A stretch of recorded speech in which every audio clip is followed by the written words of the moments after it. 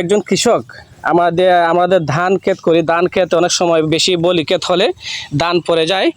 দেখেন অনেক সুন্দর ধান হচ্ছে ক্ষেতের মধ্যে। আর একজন কৃষক হঠাৎ করে আমার চোখে পড়লো, ধান কীভাবে না পড়ে ধান পড়ার থেকে বিরত থাকার জন্য একটি নতুন কৌশল অবলম্বন করছেন। আসলে এই কৌশলটা আসলে কেউ জানতো না।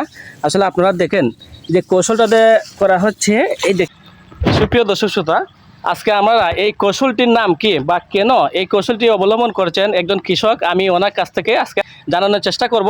আসলে যে কৌশলে যে ধান বাঁধা হয়, আসলে মনে হয় না অনেক ঝড় তুফান হলো ধানটি পড়বে। আসলে ওনার কাছ থেকে আমি আজকে বিস্তারিত আপনাদেরকে জানানোর চেষ্টা করব। আসসালামু আলাইকুম মামা। ওয়ালাইকুম সালাম। আসলে আমি আপনার দেখতেছি 2 দিন ধরে আজকে ক্ষেতের মধ্যে এরকম একটি কাজ করতেছেন, আমি দূর থেকে দেখছি। আসলে এখন কাছাকাছি এসে দেখলাম আপনি একটি ধান যাতে না পড়ে বৃষ্টির ঝড় তুফান থেকে একটি দিক অবলম্বন করছেন। আসলে এটি কোন কারণে বা এটার নাম কি বা কোথা থেকে পাইছেন বা আপনি কিভাবে এটি উদ্ঘাটন করলেন, এই পদ্ধতিটা একটু আমাদেরকে জানাবেন? আসসালামু আলাইকুম মামা। এটা ওই যে ঝড় তুফান বৃষ্টিতে অনেক বাতাস, হাওয়া বাতাস হয়, এই জন্য ধান পড়ে যায়। এই জন্য আমরা মন থেকে আমরা এটা পাইছি। তো ধানটা হয়তো বেঁধে দিলে মনে করো ধান পড়বে না, এই জন্য বান্ধা দিচ্ছি। তো জানি না এখন আল্লাহ পাক কী করবে। হ্যাঁ, আল্লাহর উপরে আশা রাখে ধানটা বাঁধলাম। এখন পড়বে কিনা জানি না, আশা করি পড়বে না, পড়ার কোনো সিস্টেম নাই। মানে হঠাৎ করে আপনার এটা কেন মনে হলো, মানে এইরকম?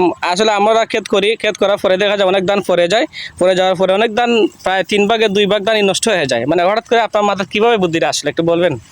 হঠাৎ করে বুদ্ধি আসলে এটা এই যে গেছে পরে এই জমিতে আমার অনেক ধান নষ্ট হয়েছে পইরা।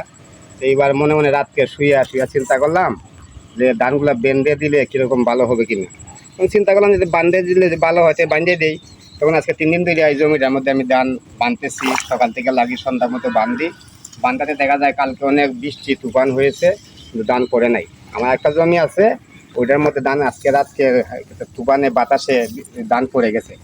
এইটা বান্ধাতে পড়ে নাই, এই জন্য আমি বাঁধছি। ধন্যবাদ মামা, খুব সুন্দর ধান হচ্ছে। আর আমাকে নতুন একটি জায়গা দেখাবেন ধানটি কিভাবে বাদ দিতে হয়। আসলে আমরা সবাই যারা আমরা জানি না আমাদের ধান পড়ে যায়, তারা এই কৌশলটা অবলম্বন করে অবশ্যই আপনাদের ধান পড়বে না, নষ্ট হবে না। দেখেন কিভাবে বাদ দিতে হয়। এই যে আপনি দেখেন আমি কিভাবে বাঁধিছি, যে 4 গুছা নিয়ে। কয়টা 4টি নিতে হবে না? 4টি, হয়তো একটু দূরে যদি গুছা থাকে তাইলে আপনি 3টি নিতে পারেন, হয়তো 2টি নিতে পারেন বেশি দূরে থাকলে। আর যে পাশাপাশি থাকে 4 গুছা নিয়ে বা 5 গুছা নিয়ে বাঁধেন ধানটার পর। এই যে ধন্যবাদ। আসলে কৌশলটা খুবই সহজ, আসলে তো কেউ জানে না এই কৌশলটি। আপনারা অবশ্যই আমার মামার কৌশলটি অবলম্বন করবেন, অবশ্যই আপনাদের কৃষি কাজে উন্নত হবে। সবাইকে ধন্যবাদ, ভালো থাকবেন, সুস্থ থাকবেন, আল্লাহ হাফেজ।